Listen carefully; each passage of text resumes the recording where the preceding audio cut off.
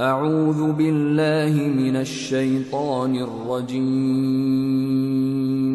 بسم الله الرحمن الرحيم. The invasion of Ukraine didn't come out of the blue. The world has been increasingly engaged in a struggle between two systems of governance that are diametrically opposed to each other: open society and closed society. The rich and famous met on the sidelines of the World Economic Forum in Davos.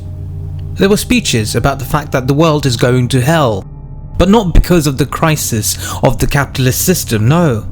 And now not even about the coronavirus, but because of Russia. Fighting pandemics and climate change, avoiding nuclear war, maintaining global institutions have had to take a backseat to that struggle. That's why I say our civilization may not survive. Participants expressed fears about the global recession, rising inflation, and the rise in central bank interest rates. I don't want to bore you by playing lengthy speeches from these bold-headed men during Davos, but what I do want to do is highlight what I think is the future and what I took from the event. During the event, it was said that the US stock market in January and April showed the worst start to the year since the Great Depression. The head of the International Energy Agency, Fatih Birol, believes that if global oil producers don't help keep prices down, the world economy will fall into recession. Europe could face a technical recession, and more than 70 countries across the planet could face default and eventually become bankrupt. Until 24th of February, Russia was the number one oil exporter of the world, number one natural gas exporter of the world, major player in the global coal markets. And the international community, most of the countries, are pushing back now Russia's aggression, and as a result we are seeing the global energy crisis here.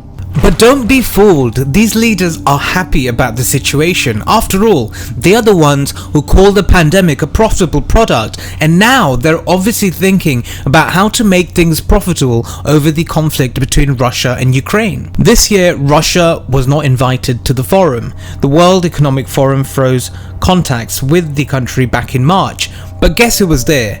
Volodymyr Zelensky, the clown. He spoke via video link and is a big supporter of the Great Reset.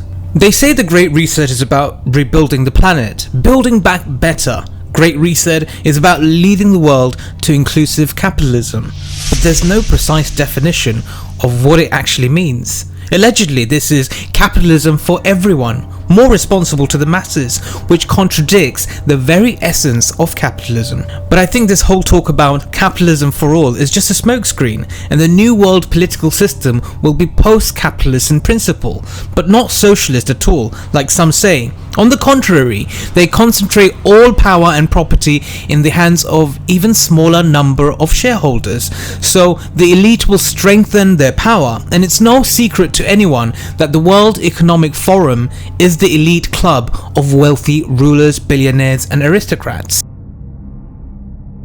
And these people want your wealth. And the first stage of the Great Reset to happen will be when people say, yes, you can take my property.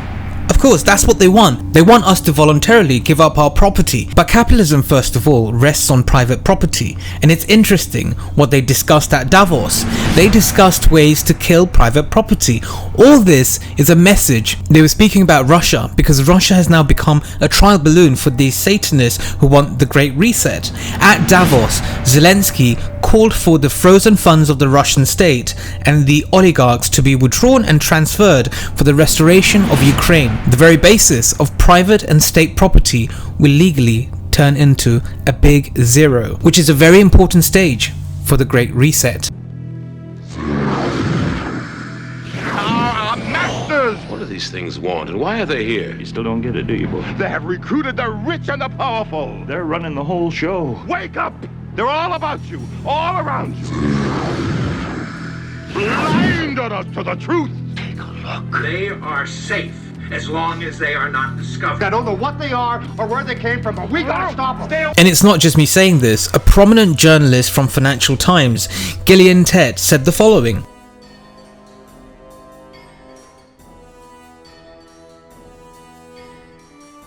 After the abolition of private property, an equally important task for these crooks is the destruction of nation states and merging the world into one.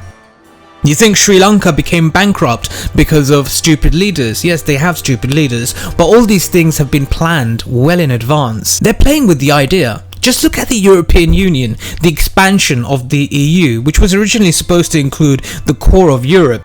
European Commission President Ursula von der Leyen is in Ukraine as part of an EU delegation.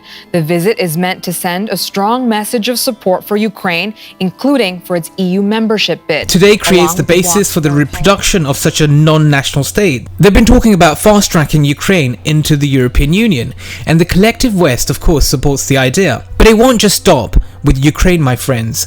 Klaus Schwab's wet fantasy is about merging the world into one. So here, too, Russia is being used to scare the sheep in Europe and drive them into a common stall.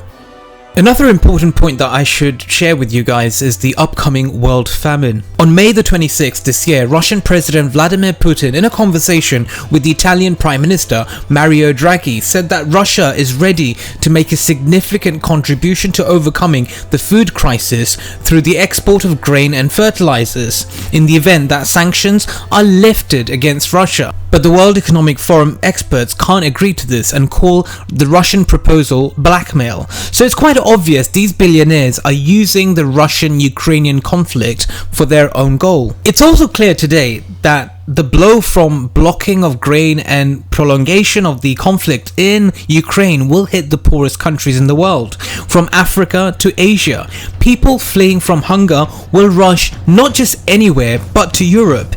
In addition to a global famine, we're also likely to see a new migration crisis.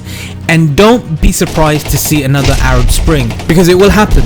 People will start protesting over food prices in the Arab world, and that's the plan, folks. We must push against the Great Reset. You see, folks, the Great Reset is not being postponed anytime soon. In fact, whenever you switch on the television and watch the news, all Western journalists are reading from the same economic forum script.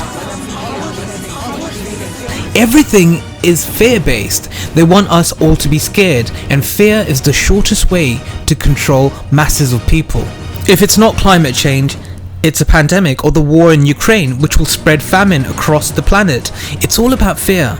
Such alarmism is designed to create this atmosphere of permanent fear over the world, which is an indispensable condition for an effective global management of mankind. And we're not going to let it happen, because we aren't scared.